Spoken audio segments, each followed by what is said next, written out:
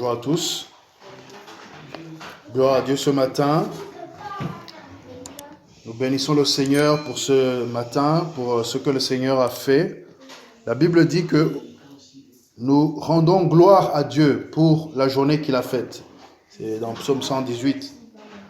Et aujourd'hui, nous allons continuer dans notre série. Et le thème principal, c'est se préparer pour le jugement de Dieu. Vous savez, lorsque vous allez être jugé, vous faites appel à un avocat, vous préparez vos arguments. Ce que nous savons peut nous faciliter à comprendre le message qui est enseigné par Paul aux Romains, parce que nous suivons l'épître de Paul aux Romains, nous sommes au chapitre 3, et nous allons voir, mais avant d'aller plus loin, nous allons faire un petit rappel. Et d'ailleurs, même avant de faire le petit rappel, je veux simplement dire bonjour à tout le monde, les salutations à tous ceux qui nous suivent, ceux qui sont ici présents, soyez vraiment le bienvenu parmi nous. Et ceux qui nous visitent virtuellement, qui écoutent nos audios, nous vous saluons au nom du Seigneur Jésus-Christ. Sachez que en suivant ces messages, vous allez être bénis par le Seigneur, vous allez grandir dans la connaissance de Dieu, de sa parole, de sa volonté pour votre vie et de sa justice. La Bible dit, cherchez d'abord le royaume de Dieu et sa justice, et tout le reste vous sera donné par-dessus. Donc aujourd'hui, vous pourrez aussi nous suivre, bien sûr, sur la chaîne YouTube, ARD Europe, donc ARD Europe, sur Facebook, et sinon sur le site internet, vous pouvez trouver nos informations et comment nous contacter sur ard-europe.com. ard-europe.com. Nous sommes sur Facebook un peu, mais on n'est pas très actif encore dessus. Mais nous essayons de mettre à jour la page et le groupe aussi. Si vous voulez rejoindre le groupe, c'est un groupe privé. Vous pourrez poser toutes sortes de questions que vous voulez concernant les messages que nous enseignons ou d'autres questions que vous pouvez avoir. Et beaucoup de gens ont plein de questions. Hier, j'étais à une célébration d'un homme qui remerciait le Seigneur pour l'avoir béni. Il fêtait ses 65 ans et aussi tout ce que Dieu avait fait dans sa vie, comment Dieu avait béni sa famille et ainsi de suite. Et j'étais à une table et il y avait un jeune homme, un jeune père qui voulait parler de la dîme par exemple. Et donc je lui ai expliqué la dîme, comment la comprendre et ainsi de suite. Donc les gens ont des questions, les gens veulent comprendre, les croyants et les non-croyants. Et d'ailleurs, c'est de ça qu'il s'agit. L'église de Rome, il y avait des juifs et des non-juifs. Comme je vous l'ai dit, dans la salutation de Paul au chapitre 1er, nous voyons qu'il s'adresse à des juifs et à des ex-païens. Parce que les païens, c'est ceux qui ne croient pas en Dieu. Donc c'est des gens qui sont de traditions païennes, des traditions qui ne sont pas juives, ou bien qui ne sont pas hébraïques, dans le sens Abraham, Isaac et Jacob. Ils ne sont pas de la loi de Moïse. Et là, directement, Paul, il commence à établir des choses sérieuses. Il dit, il y a des gens qui gardent la vérité captive. La volonté de Paul était d'établir la vérité et de nourrir le peuple de Dieu qui se trouve dans les nations. Parce que c'était son rôle, c'était l'appel qu'il avait reçu. Et donc, il s'adresse à l'église de Rome qui est composée de juifs et de non-juifs. Et donc, il expose la vérité avec toute la connaissance que Dieu l'avait donnée sur la parole de Dieu, sur la loi de Moïse et les prophètes et les psaumes.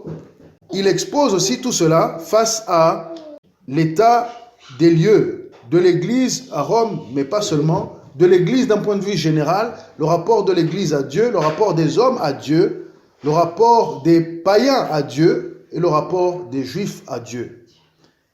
Et donc, il attaque d'abord ceux qui attaquent la vérité. Ou bien il adresse d'abord ceux qui gardent la vérité captive. Ça, c'est au chapitre 1er. Et il dit, ils seront jugés durement. Ceux qui voient qu'il y a la vérité, mais qu'ils annoncent autre chose, qu'ils n'enseignent pas la vérité. Et il y a beaucoup de gens aujourd'hui qui sont dans ce cas-là, qui savent bien que ce qu'ils enseignent est insuffisant, que ce qu'ils enseignent n'est pas correct, ou n'est pas complet, ou cache la vérité. Et ces gens, ils ne veulent pas avouer ce qui les dérange.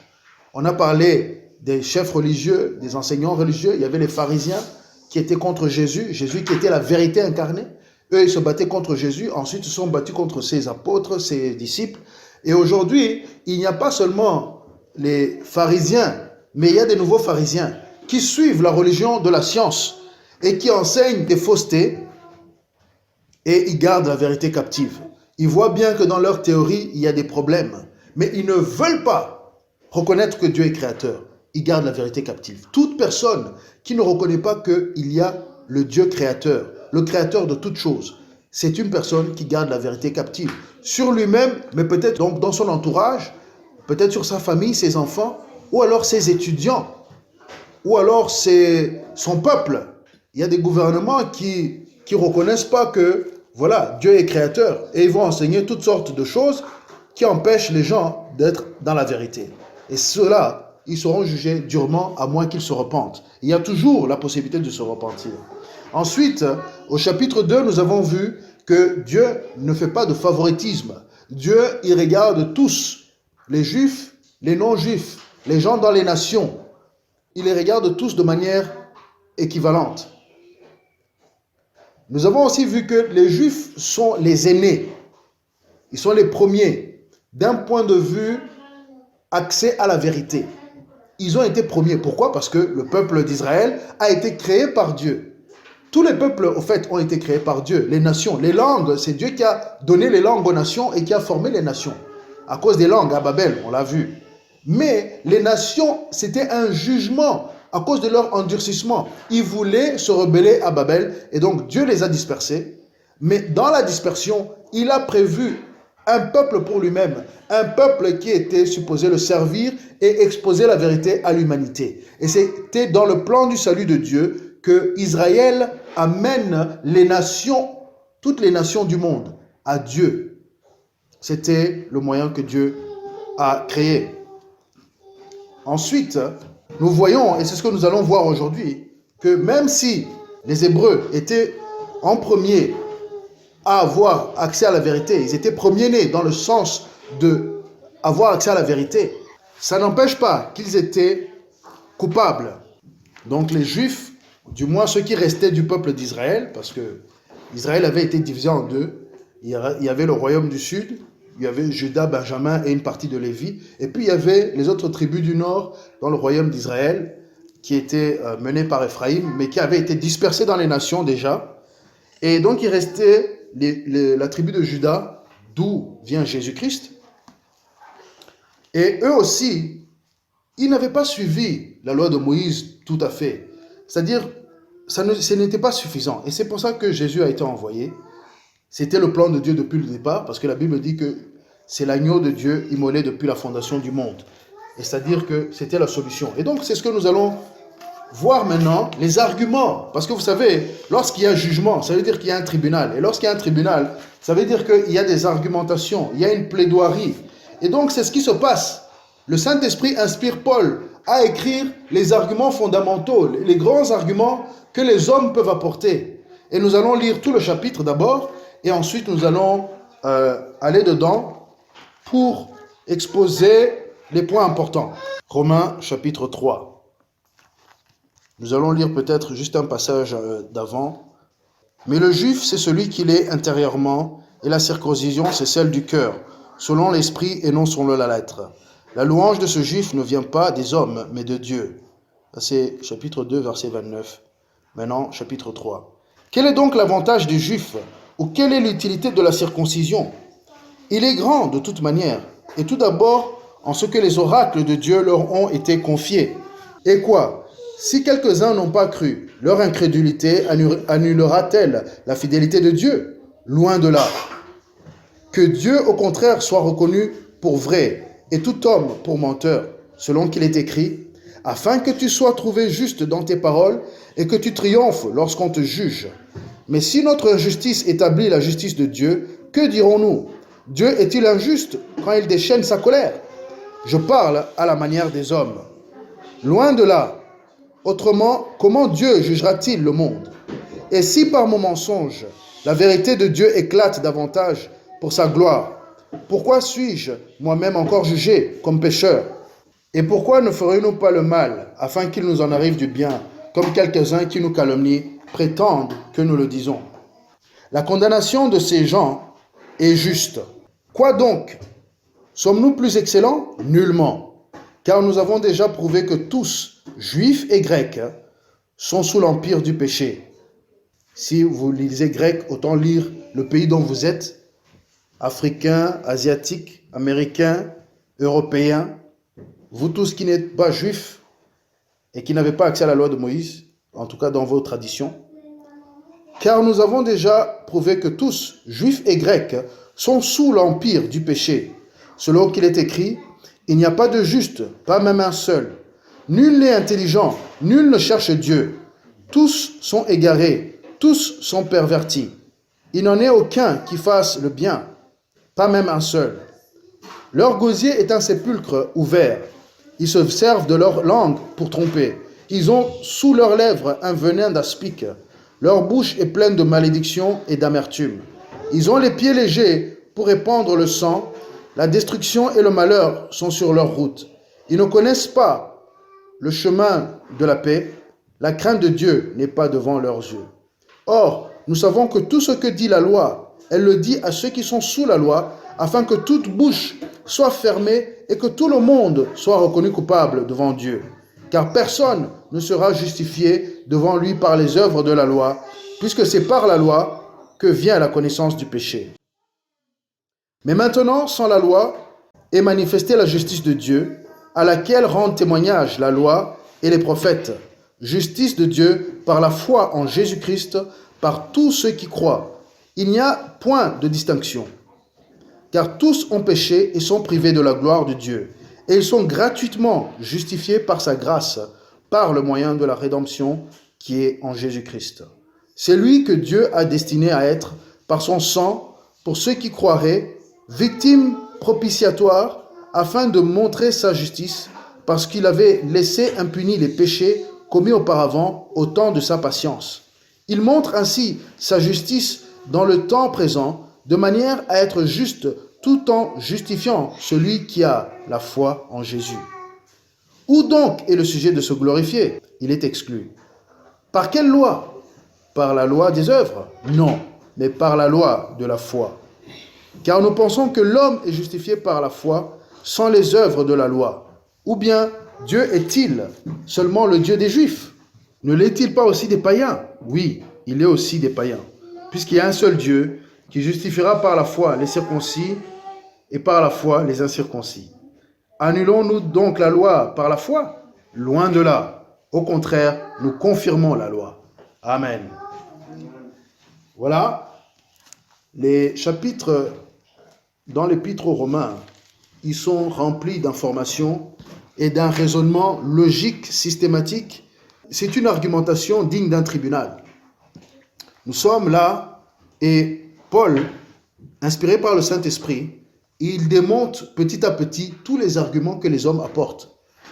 Même quand on va évangéliser, même quand on va partager la parole de Dieu, les gens peuvent dire, mais attends, nous on n'a pas connu la vérité. Et ça, il l'adresse dans le chapitre 2. On n'a pas eu accès. On n'a pas eu accès à la loi de Moïse. Comment on peut savoir qu'on a péché? Et la Bible répond directement. Le Saint-Esprit dit, même si tu n'as pas la loi, tu as ta conscience. Tu seras jugé selon ta conscience. Alors maintenant ici, au chapitre 2, nous avons vu que les Juifs sont supérieurs, on va dire chronologiquement. Donc, ils ont reçu la loi. Et ici, justement, c'est ce qui se passe. Nous lisons les Juifs. Est-ce qu'ils sont avantageux? Tout début, c'est la première question du chapitre. Quel est donc l'avantage des Juifs? Ou quelle est l'utilité de sa circoncision? Finalement, est-ce que l'identité juive est suffisante pour être justifiée? Non. Donc, nous voyons directement que la question de l'exclusivité des Juifs, elle est exposée. Et donc, tous les arguments, nous allons voir que les arguments humains contre Dieu, pour se justifier, sont exposés et sont démontés par le Saint-Esprit via Paul. Vraiment, ce chapitre 3 va dans le vif du sujet quant aux arguments que les hommes peuvent apporter. Les gens qui ne veulent pas croire en Dieu, ils ont déjà été servis. Mais maintenant, on va dans ceux qui connaissent la loi de Moïse et ceux qui ont accès maintenant à une plus grande part de la vérité. Les Juifs ont eu la loi de Moïse. Et ils ont eu la circoncision d'Abraham. La circoncision précède Moïse. Elle commence avec Abraham. On l'a vu la dernière fois. Et donc, si tu es circoncis, tu peux penser que tu es meilleur. Non, c'est simplement une marque que tu es issu du peuple qui a une alliance avec Dieu. Mais au contraire, tu vas voir que la chose pour laquelle tu pensais être honoré, c'est la chose qui va te condamner. Parce que vous voyez, directement, nous voyons qu'il est grand de toute manière. Et tout d'abord, en ce que les oracles de Dieu leur ont été confiés. Voilà la valeur du juif. Voilà la valeur d'Israël. Israël est, disons, considéré plus grand parce que simplement on lui a donné une plus grande responsabilité. C'est un peuple qui a été créé exclusivement pour porter les Écritures, pour porter la loi de Dieu, pour porter la volonté de Dieu pour les nations. Dieu a créé une nation, une multitude, simplement pour un seul message. Repentez-vous et venez à moi. C'est ça le message que Dieu a donné à Israël à apporter au monde. Pourquoi? Parce que c'est l'amour de Dieu qui a motivé la création de ce peuple. C'est un peuple créé par l'amour de Dieu pour les nations, pour la création. Et voilà pourquoi Israël est en premier. Et Israël, qui a été circoncis et qui est circoncis, il est grand seulement pour cela. Mais là-bas aussi, vu que l'homme est l'homme et que Israël n'était pas exclu du péché d'Adam, c'est pas comme si Israël est arrivé et qu'il n'a pas eu le péché. Non, le péché tourne dans toute l'humanité. Parce que voilà, il y en a quelques-uns qui n'ont pas cru. Et qu'est-ce qui fait qu'on ne croit pas en Dieu? Qu'est-ce qui fait qu'on soit incrédule? Mais c'est le péché. Le péché nous sépare de Dieu et nous amène dans toutes sortes d'incrédulité et de séduction du diable. Mais le péché ne peut pas annuler la fidélité de Dieu. C'est-à-dire que le plan de Dieu va quand même continuer à fonctionner. Que tu sois juif ou pas juif, le plan de Dieu va continuer. Et ça veut dire que Dieu qui a créé la terre, Dieu n'a pas créé que Israël. Dieu a créé la terre entière. Et c'est là où il y a une grosse différence entre la croyance ou bien l'information que nous recevons. Je préfère dire l'information que nous recevons parce que c'est une connaissance, ce n'est pas une croyance. Les gens disent nous croyons en Dieu, mais nous savons que Dieu existe. Il s'est manifesté à nous. Nous lisons les paroles inspirées du Saint-Esprit. C'est ce Saint-Esprit qui a créé le Saint-Esprit, le même esprit qui était au-dessus des eaux lorsque Dieu s'apprêtait à mettre la terre en forme. C'est le même esprit, sa puissance qui a agi pour créer la terre et qui agit pour inspirer les hommes oints, les hommes que Dieu a appelés à lui-même. Paul, il avait été appelé par Jésus-Christ et ordonné pour accomplir le plan du Père, parce que le Fils ne fait que ce qu'il voit le Père faire. Et donc, il a appelé Paul pour enseigner. Et ici, nous voyons qu'au verset 4, loin de là, la fidélité de Dieu ne changera pas. Dieu, au contraire, il est reconnu vrai et tout homme pour menteur, selon qu'il est écrit, afin que tu sois trouvé juste dans tes paroles et que tu triomphes lorsqu'on te juge. Qui va juger Dieu? Est-ce que les hommes aujourd'hui ne sont pas en train de juger Dieu? Ils disent, mais si ce Dieu est si bon, pourquoi il y a le mal sur la terre? Si ce Dieu est bon, pourquoi il y a des méchants? Si Dieu est bon, pourquoi il y a tout ce qui se passe? Si ce Dieu est bon, comme vous dites, ce Dieu créateur, pourquoi nous mourrons? Et ainsi de suite. Les hommes jugent Dieu. Les hommes questionnent Dieu. Quoique, je vais plutôt dire, ils questionnent. Mais certains se mettent à juger. Et c'est pour ça qu'ils n'arrivent pas à se réconcilier avec Dieu. Mais le jour du jugement, cette parole sera accomplie, afin que tu sois trouvé juste dans tes paroles et que tu triomphes lorsqu'on te juge. Et vous savez, ça c'était David qui avait été inspiré. C'était pris des psaumes. Le psaume 51, au verset 6. Et d'ailleurs, Paul, inspiré par le Saint-Esprit, il reprend maintenant pour montrer aux Juifs que les écrits qu'ils ont portés, les écrits qu'ils ont reçus, la parole de Dieu qu'ils ont reçue, c'est cette parole qui les amène à être condamnés et à les montrer qu'ils ne sont pas mieux que les nations. Ils ne sont pas mieux que les autres. Ils ont simplement la responsabilité et du coup, ils peuvent même être jugés plus durement. Et c'est vrai qu'ils ont été jugés plus durement. Ils ont été dispersés dans les nations. Il y a beaucoup de nations qui les ont envahis quand ils désobéissaient. Pourquoi? Ils ont vu les miracles de Dieu, ou au moins ils ont le témoignage de leur père. Ils ont vu comment Dieu les a sortis de l'empire égyptien, ou bien du royaume égyptien. Ils ont vu la puissance de Dieu se manifester. Et alors, l'autre argument qui vient, parce que vous voyez, du verset 9 au verset 18, nous voyons que vraiment, la Bible dit, nous allons lire Psaume 14 rapidement, parce qu'il faut voir, et le Psaume 53, vous allez vous rendre compte que le Psaume 14 et le Psaume 53, c'est les mêmes psaumes, ils sont quasiment les mêmes, et ils expriment une pensée qu'on a déjà, ou bien une révélation, parce que la Bible n'est que révélation. Lorsque c'est le Saint-Esprit, c'est que révélation. Nous ne pouvons pas le conclure simplement avec nos propres yeux. On peut voir que le péché agit, on peut voir que le mal agit, mais comprendre cette révélation et confirmer qu'elle est telle qu'elle est, nous lisons ça dans les Écritures. Le psaume 14 du verset 1 à 3, au chef des chantres de David. L'insensé dit en son cœur, il n'y a point de Dieu. Ils se sont corrompus et ils ont commis des actions abominables. Il n'en est aucun qui fasse le bien. L'Éternel du haut des cieux regarde les fils de l'homme pour voir s'il y a quelqu'un qui soit intelligent, qui cherche Dieu. Tous sont égarés, tous sont pervertis. Il n'en est aucun qui fasse le bien, pas même un seul. Vous voyez? Ça c'est le roi David, David le psalmiste, David le prophète, qui reçoit une révélation puissante, que tous ont péché. Il n'y a pas un seul qui est bon. Aucun des humains est bon. Tout humain est teinté par le péché. Tout humain a été affecté par le péché. À un moment de ta vie, tu as menti. À un moment de ta vie, tu as volé. À un moment de ta vie, tu as commis des choses qui ne sont pas selon la volonté de Dieu. Et tu le sais. Je n'ai pas besoin de te le rappeler. Tu le sais. Ça, ce n'est pas la nouveauté. Mais nous allons voir qu'il y a une nouveauté ici. Lisons.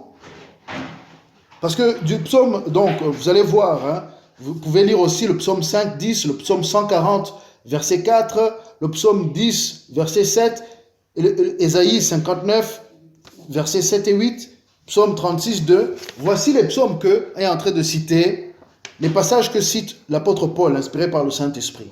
Parce que ce n'est pas des choses nouvelles, ça faisait partie de la loi. Et justement, Dieu n'est pas menteur. Dieu a toujours annoncé l'état des hommes. Il a commencé, il a dit à Adam, le jour que tu mangeras du fruit de la connaissance du bien et du mal, tu mourras. Déjà là, la loi était établie. Le jour que tu désobéis et que tu fais ce que je t'ai pas dit de faire, tu mourras. Ça c'est dans Genèse 2, 17. Parce que nous voyons que le verset 19, donc toute cette argumentation que Paul fait, il montre l'état de l'homme, il montre l'état du cœur humain, le cœur qui n'a pas été renouvelé, le cœur même d'une personne qu'on pourrait dire bonne aux yeux des hommes. Vous savez, les standards des hommes ne sont pas les standards de Dieu. Les hommes peuvent regarder quelqu'un qui est généreux, qui leur a donné de l'argent, qui les a aidés et tout ça, et dire, oh, il est vraiment bon. Mais tu ne sais pas ce qu'il fait à la maison à sa femme, tu ne sais pas ce qu'il fait à la maison à ses enfants, tu ne connais pas toute sa vie, tu ne connais pas son passé, tu ne connais pas son avenir. Dieu est le seul qui voit toute la vie d'un homme dans les lieux secrets et dans les lieux ouverts. Ce qu'il fait le jour, ce qu'il fait la nuit, ce qu'il fait lorsqu'il est seul et ce qu'il fait lorsqu'il est en public. Il y a très peu d'hommes qui sont 100% intègres. C'est un processus. Et même quand on vient dans la connaissance de Dieu et qu'on vient dans la connaissance de Jésus-Christ, il y a continuellement un travail que le Saint-Esprit fait en nous pour que nous soyons purifiés, que nous soyons transformés, pour que nous puissions petit à petit ressembler à l'image de Dieu. C'est un processus. Il n'y a pas un seul qui est juste devant le standard de Dieu. Les standards des hommes, les lois des hommes peuvent dire « Ah, tu peux faire ce que tu veux, nous n'allons pas aller t'accuser parce que on ne va pas t'envoyer en prison parce que tu as été adultère. Oui, tu peux tomber dans un divorce, tu vas payer cher de ce point de vue-là. Mais tu ne vas pas aller en prison à cause de ça. Mais la Bible te dit, l'enfer t'attend si tu ne te repens pas et que tu ne répares pas tout ça. Donc, nous sommes destinés à être détruits, à moins qu'il y ait quelque chose qui est fait. À moins qu'il y ait un sauveur, à moins qu'il y ait quelqu'un qui peut nous retirer de ce problème.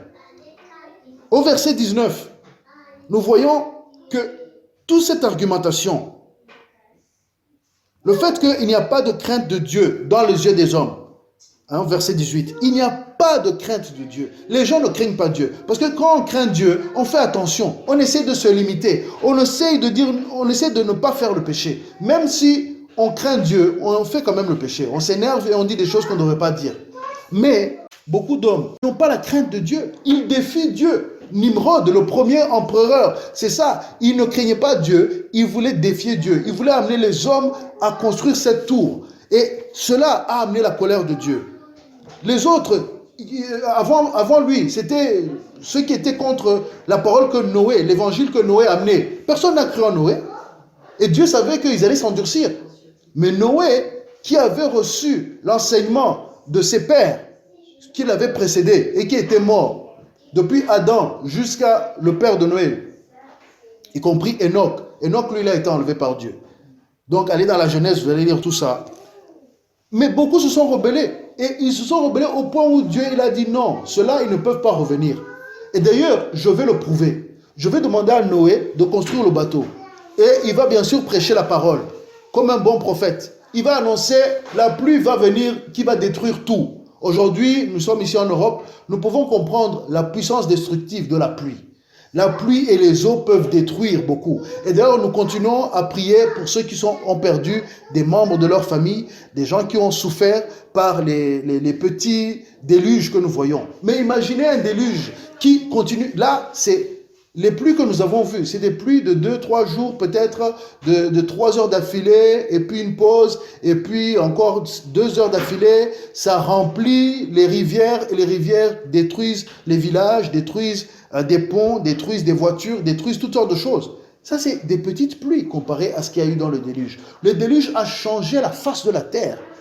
Nous pouvons le voir dans les grands canyons, dans certains coins de la terre, nous pouvons encore voir les vestiges du déluge. Ce que le déluge a fait. La Bible dit que quand le déluge a eu lieu, ça a ouvert la croûte terrestre, ça a relâché les eaux. Et il y a eu les pluies pendant 40 jours. Imaginez 40 jours de pluie. Ça a tout couvert.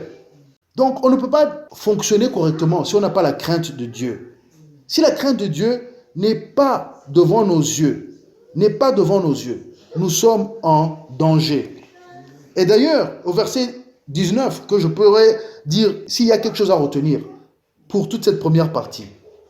Or, nous savons que tout ce que dit la loi, elle le dit à ceux qui sont sous la loi, afin que toute bouche soit fermée et que tout le monde soit reconnu coupable devant Dieu. Tout le monde. Donc, ça veut dire que on va arriver le jour du jugement et on ne pourra rien dire qui puisse nous sortir du problème.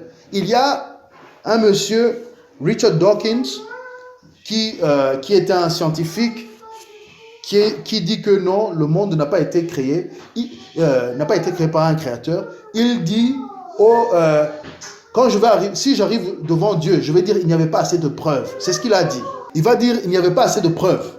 Mais il ne pourra pas, lui-même il ne pourra même rien dire. Parce qu'il va voir que le créateur dont il a nié est devant lui. Qu'est-ce qu'il va pouvoir le dire? Et donc, cet homme qui est rempli d'amertume contre Dieu, finalement. Parce que même dans sa vie, ceux qui connaissent sa biographie, ou bien ceux qui connaissent sa vie, ils savent qu'il y a eu des gens qui ont eu des comportements injustes envers sa mère.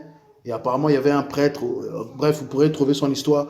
Mais il est devenu un homme qui est amer contre Dieu et qui met beaucoup d'énergie à convaincre une multitude que Dieu n'existe pas. Au contraire, il dit, on dirait que le monde a été créé, conçu. Donc, on a l'impression que oui, ça a été créé. Mais il dit non, c'est le fruit de l'évolution. C'est le fruit du hasard. Ce n'est pas Dieu, c'est le hasard. Mais on dirait que ça a été créé. Donc, il reconnaît que ça semble être créé. Mais ce n'est que un semblant. Ce n'est pas la réalité. Mais voilà, lui-même, il le dit dans ses propres paroles, il sera jugé. Alors, personne ne pourra arriver devant le Dieu juste et dire « je ne savais pas » ou dire « il n'y avait pas assez de preuves » comme cet homme prétend. Car personne ne sera justifié devant lui par les œuvres de la loi, puisque c'est par la loi que vient la connaissance du péché. Et donc, ici, on parle de la loi, donc on parle des Hébreux en premier, des Juifs. Donc on parle des Juifs en premier, mais même ceux qui ont eu la loi, il ne pourra pas se justifier par la loi. Parce que la loi est un guide pour nous montrer le péché. La loi, si on prend juste la loi la plus simple, il y en a, on peut parler de la loi que Adam a eue. Si tu désobéis, tu tombes dans le péché, tu vas mourir. Et puis, on va rester simple, on va parler de la loi de Moïse, les 10 commandements. Les 10 commandements mettent tout le monde à terre. Mais donc, au verset 20, nous voyons que c'est la fonction de la loi. Continuons à lire, parcourons les arguments. Du verset 21 à 26, là, nous allons voir que le problème que nous avons en tant qu'humains, c'est que de nous-mêmes, nous ne pouvons pas nous justifier. C'est ce que nous venons de lire. Mais maintenant, verset 21, mais maintenant, sans la loi, est manifestée la justice de Dieu, à laquelle rendent témoignage la loi et les prophètes. Justice de Dieu par la foi en Jésus-Christ, pour tous ceux qui croient. Vous voyez, vous vous rappelez, sur le chemin d'Emmaüs, Jésus, il accompagne les deux disciples et il leur dit, la loi et les prophètes parlent de moi. Et il les expose comment la loi, les prophètes et les psaumes parlent de Jésus-Christ. Et ici aussi, c'est la justice de Dieu. Et sachez que devant Dieu, Jésus est notre avocat. La Bible nous dit qu'il est maintenant celui qui intercède pour nous. Il est celui qui agit à notre égard. Il est l'amour de Dieu qui est manifesté et qui peut nous sortir de notre problème. Nous venons de voir que devant Dieu, devant le juge, nous ne pouvons pas nous justifier. Nous ne pouvons pas parler. Nous n'avons rien à dire, car tout argument est caduc. Toute argumentation que nous pouvons amener devant Dieu pour nous justifier tombe à l'eau. Il n'y a rien, aucun argument que tu pourras amener qui va pouvoir dire « Ah non, effectivement, tu as raison. » Non. Si tu essaies de juger Dieu et de juger la manière que Dieu fonctionne et son jugement, tu vas perdre et d'avance. Et ça va être très rapide. Donc autant comprendre cela. Vous voyez, nous sommes dans des temps de grâce. Je dirais que nous pouvons faire appel à Jésus parce que Jésus est notre avocat. Jésus est celui qui a payé le prix pour notre péché. C'est que en Jésus-Christ, c'est la foi en Jésus-Christ. Parce que la Bible est claire ici. Nous voyons que, car tous ont péché et sont privés de la gloire de Dieu. Et ils sont gratuitement justifiés par sa grâce, par le moyen de la rédemption qui est en Jésus-Christ. C'est lui que Dieu a destiné à être par son sang, pour ceux qui croiraient, victime propitiatoire. Victime propitiatoire, ça a l'air d'être un mot compliqué, propitiatoire. Mais propitiatoire vient du terme propice, ou bien favorable. Ce qui est favorable, c'est la victime qui plaît à Dieu.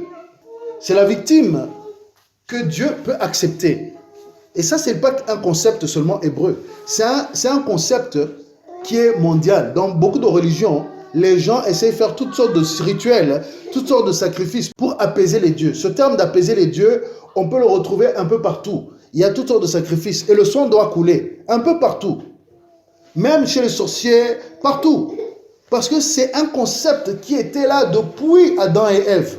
Il faut vous rappeler que Adam, il a reçu des vêtements. Adam et Ève, ils ont reçu des vêtements. Ils ont reçu la peau d'un animal. Et ça veut dire que quelque chose a dû mourir pour qu'ils soient habillés. Vous savez, avant le déluge, on ne mangeait pas la viande. On ne mangeait pas les animaux. On mangeait les fruits, mais ça ne veut pas dire que le sang ne coulait pas. Parce qu'on sait bien que le premier meurtre, c'était de Caïn. Et l'ennemi a pris ça et il a pris ce que Dieu avait annoncé à Adam et il a éparpillé dans les nations. Il a fait comprendre qu'il fallait apaiser les dieux. Et c'est pour ça que toutes sortes de rituels sont faits.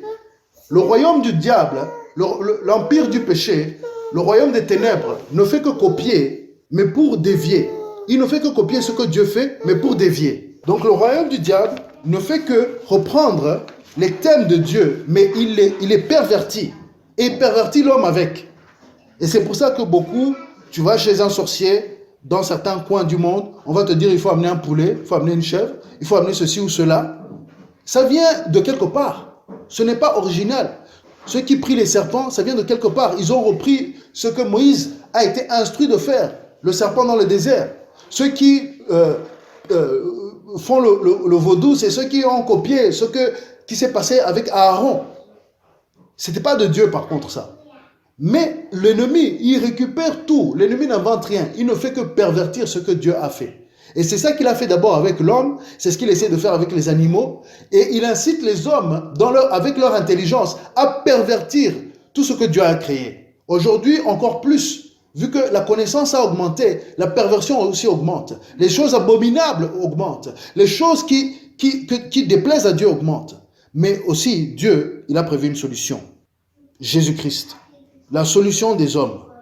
Jésus est celui en qui nous pouvons compter. C'est lui qui peut parler pour nous. Parce que, verset 19, on doit tous se taire. Mais Jésus est celui qui intercède pour nous.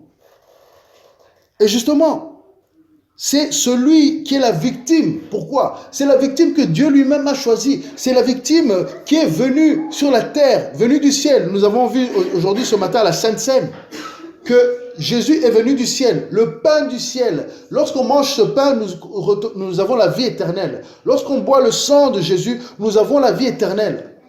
Je parle spirituellement pour ceux qui n'ont jamais entendu ces concepts.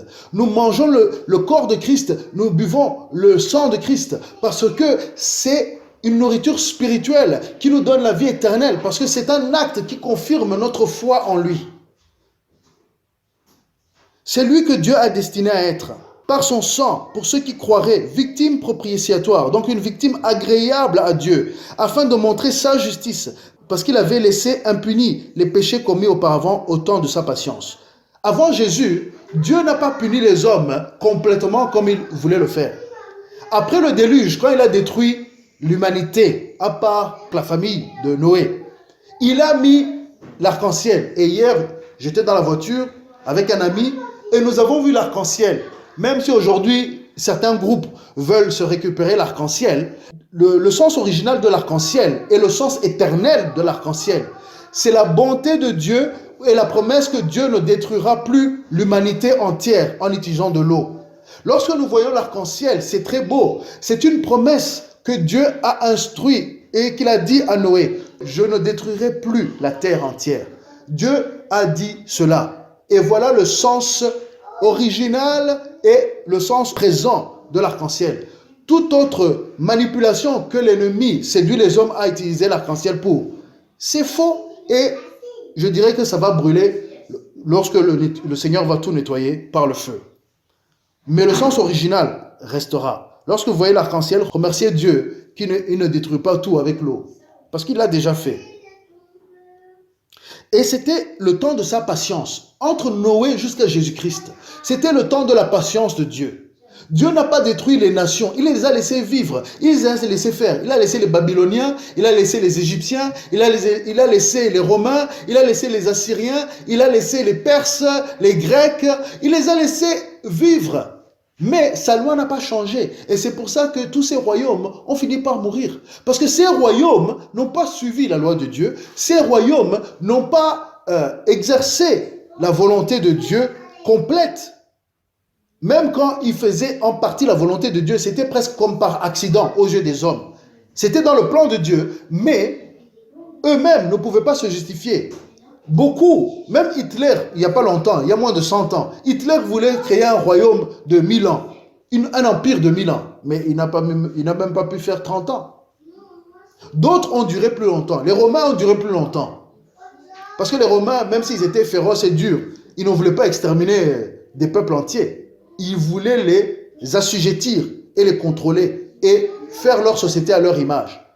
Donc, toutes ces nations, tous ces peuples, aucune de ces civilisations, parce que la civilisation c'est une question de culture, c'est une question de connaissance, c'est une question de savoir-faire, c'est une question d'opération, d'administration.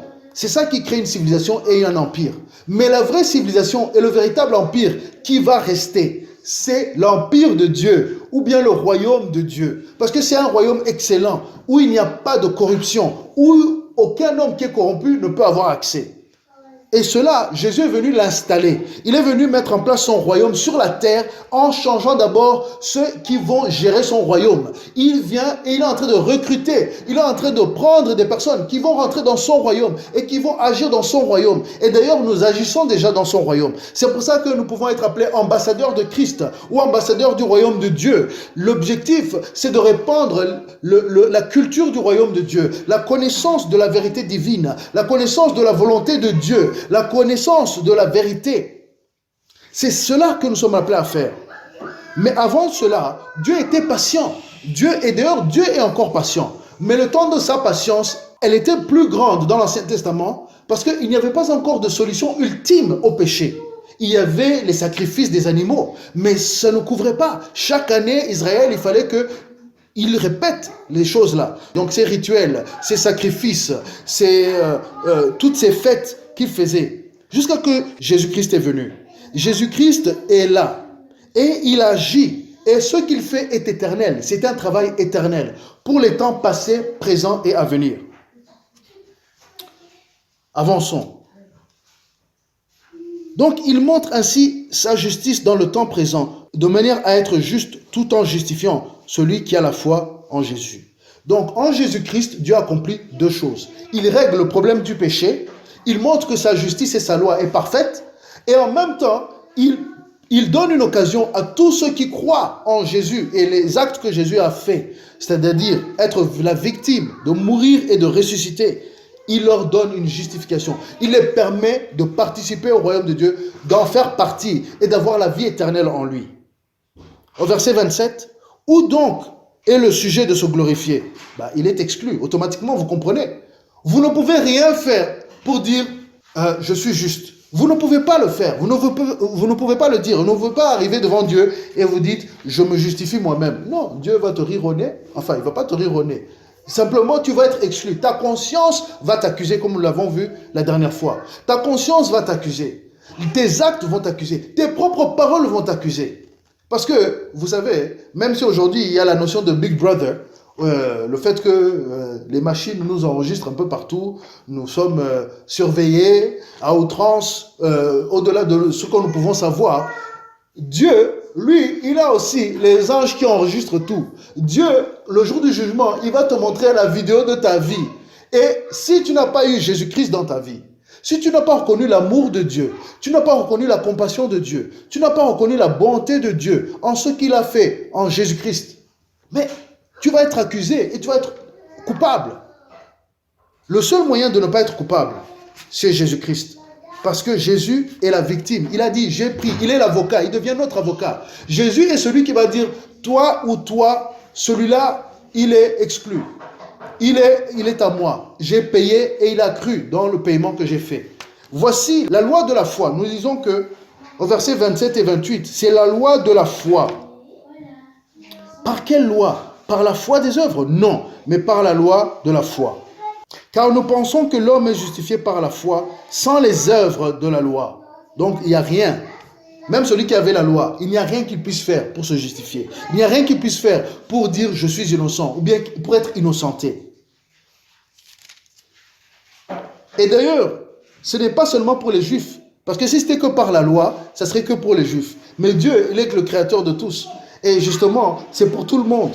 Il est aussi pour les païens, les non-juifs, les gens des nations, nous autres. Oui, il est aussi des païens, il est le Dieu des païens. Puisqu'il y a un seul Dieu qui justifiera par la foi les circoncis, donc les juifs, et par la foi les incirconcis. Donc, c'est la loi de la foi pour tout le monde. Et la foi dont on parle, c'est la capacité, notre capacité que Dieu nous donne à reconnaître que Jésus est celui qui a payé le prix de notre péché, comme on le disait. La mort éternelle était sur nous. Nous reconnaissons que la mort éternelle était sur nous. Mais si nous comptons, et voilà où la foi commence, si nous comptons l'acte de Jésus-Christ, que son acte d'expiation est valable pour nous, nous sommes justifiés. En fait, dans le tribunal de Dieu, nous allons arriver, non seulement Jésus sera notre avocat, pour nous qui avons cru en lui, mais nous aussi on pourra dire, nous avons cru en lui. Et la vidéo va montrer le jour où nous avons cru. Et directement tout sera fini. Donc il aura déjà payé pour nous. Et pour ceux qui seraient tentés de dire que alors la loi ne sert plus à rien. On se trompe. On se trompe. Parce que la loi ne s'annule pas. Genèse 2,17. Quand Dieu a dit à Adam, si tu manges du fruit de la connaissance du bien et du mal, tu mourras. Cette loi continue à agir aujourd'hui. Tous les hommes meurent. Tous les hommes meurent. La Bible dit qu'il est appointé à l'homme de vivre une fois et ensuite vient le jugement. Donc, l'homme mourra et il sera jugé. Genèse 2,17 continue à agir. Parce que dès que le péché est activé dans l'humanité, dès qu'un enfant pêche, c'est fini, la mort va l'attendre. Tôt ou tard, il va mourir. Mais avant sa mort, la personne qui a péché peut être enlevée du péché. L'effet du péché, la mort éternelle ne tombe pas sur lui. De la même manière que nous n'allons plus jamais voir un déluge qui enlève toute l'humanité. De la même manière, tous ceux qui auront cru en Jésus-Christ ne vont pas connaître la mort éternelle. Voilà la loi de la foi. La loi sacrificielle a été accomplie en Christ. On n'a plus besoin de faire des sacrifices d'animaux. On n'a plus besoin d'aller chercher les animaux pour faire des sacrifices. Tu peux aller chercher un animal, une chèvre ou bien un bœuf. Tu peux faire des steaks, tu peux faire tout ce que tu veux parce que tu veux manger ton morceau de steak ou bien ta viande, ton barbecue. Mais ce n'est plus pour aller dire, ah non, l'animal là, c'est pour mes péchés. Non, c'est fini ça. C'est fini. En Jésus-Christ, cela est terminé. La loi, elle agit simplement maintenant comme un guide pour nous montrer que le péché est en nous. Pour nous informer, tu n'es pas dans le bon. Et la conscience, notre conscience, comme on le répète souvent, notre conscience nous accuse tour à tour et nous défend. Donc tantôt on fait quelque chose de mal, la conscience dit ah là ça ne va pas, et ensuite on fait quelque chose de bien et là on voit que ça va. Mais la loi de Dieu ne peut pas être annulée. Jésus-Christ, c'est celui qui a pu vivre par la loi, ne pas pécher et accomplir donc toute la loi que Dieu exigeait. Et en plus, étant juste par la loi, il a pu prendre le péché de tout ce qui était injuste par la loi et ainsi être notre sauveur et ainsi payer notre dette. Parce que celui qui est endetté ne peut pas payer la dette d'un autre. Quand tu es endetté et que quelqu'un vient dire « Donne-moi de l'argent pour payer ma dette », mais tu es déjà endetté. Comment tu vas payer or que toi-même tu es déjà endetté? Tu ne vas faire que t'endetter plus. Tu ne peux pas. Donc, on avait parlé des soldats qui vont à la guerre pour protéger leur pays. Et certains y restent, certains meurent. Mais ils ont déjà une dette. Ils peuvent simplement protéger le pays. La seule chose qu'ils peuvent acheter, c'est du temps. Ils ne peuvent acheter que du temps pour leurs concitoyens. Les soldats qui meurent à la guerre, ils ne peuvent qu'acheter du temps. C'est-à-dire qu'ils ne peuvent que retarder ta mort. Leur mort va retarder la tienne. Toi qui es le citoyen de ce pays. Mais eux aussi, ils ont quand même une dette. Spirituellement, ils ont une dette. Ils ne peuvent pas avoir accès au paradis. Lorsque tu meurs pour ton ami, lorsque tu donnes un rein pour ton ami, lorsque tu te sacrifies pour un ami, tu ne fais que lui donner un peu plus de temps pour vivre. Mais tu ne peux pas lui empêcher de mourir, d'être corrompu. David lui-même qui était inspiré par le Saint-Esprit, il a connu la corruption. Nous avons parlé de la manne ce matin à la Sainte Seine. La manne est venue du ciel à nourrir Israël, mais il ne les a pas empêchés de mourir dans le désert. Mais la manne qui vient du ciel, la véritable manne qui est Jésus-Christ, lorsqu'on mange, même si notre corps meurt, nous allons ressusciter en Christ. Nous allons vivre éternellement auprès de Dieu. Mais ceux qui ne reconnaissent pas Jésus-Christ, ceux qui ne connaissent pas Dieu le Créateur et son Fils Jésus-Christ, ceux-là, ils vont avoir un gros problème parce qu'ils vont devoir payer leurs dettes avec toute l'éternité. Ils ne pourront pas avoir accès au ciel.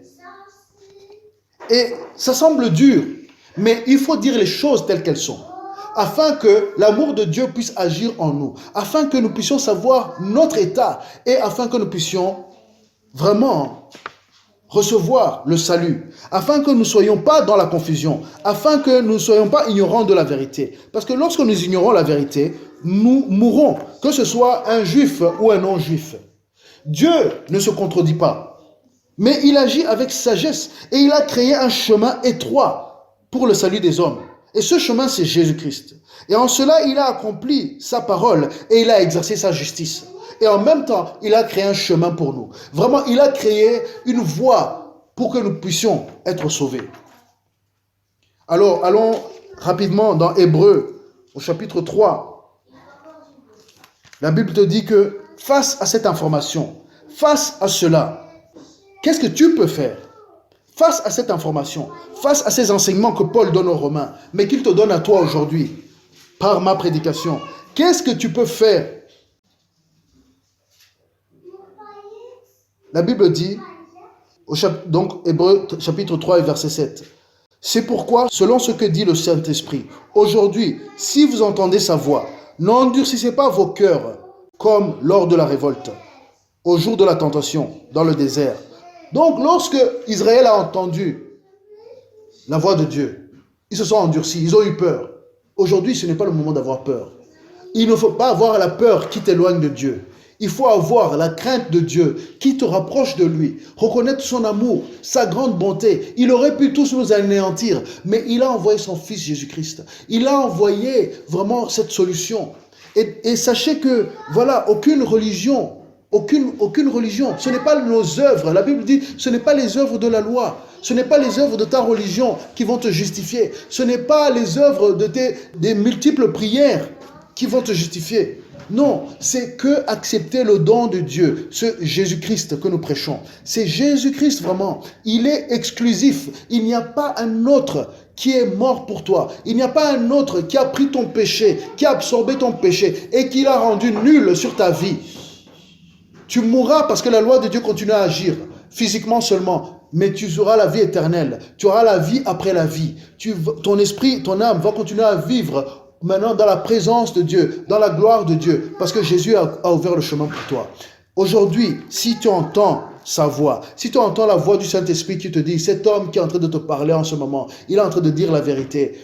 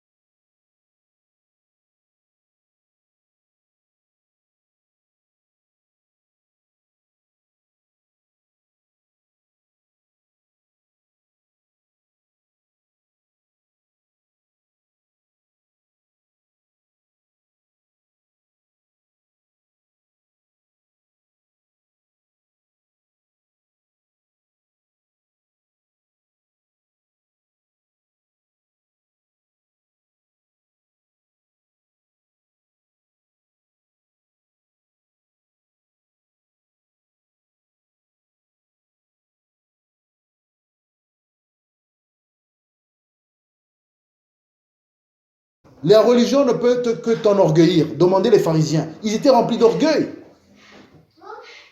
D'autres aussi sont remplis d'orgueil aujourd'hui. Ils pensent avoir la vérité. Mais nous ne sommes pas remplis d'orgueil. Nous sommes remplis d'humilité face à ce que Dieu a fait pour nous. Nous ne pouvons pas dire que nous sommes meilleurs qu'un autre. Parce que nous avons vu, cela, ça ne sert à rien. Ce n'est pas nous qui sommes meilleurs. C'est Dieu qui a fait cela pour nous. Et nous avons simplement dit oui. Et nous vous invitons à dire oui aujourd'hui au Saint-Esprit. Dites oui à Jésus-Christ. Dites oui pour le salut. Dites oui pour votre vie. Dites oui pour votre famille. Dites oui pour vous et votre famille. Dites oui pour votre village, votre ville, votre nation. Parce que si vous êtes sauvés, vous pourrez faire d'autres personnes des disciples. Vous devenez disciples de Dieu. Vous pouvez faire de vos enfants des disciples aussi. En leur donnant cette information, qui est l'information la plus importante sur la terre. L'évangile de Jésus-Christ, du royaume de Dieu qui sauve l'humanité. Soyez bénis, vous tous qui êtes présents. Soyez bénis, vous tous qui entendez ma voix. Écoutez, raisonnez, ouvrez votre cœur au Saint-Esprit et laissez-vous conduire par Dieu, maintenant et à jamais. Amen.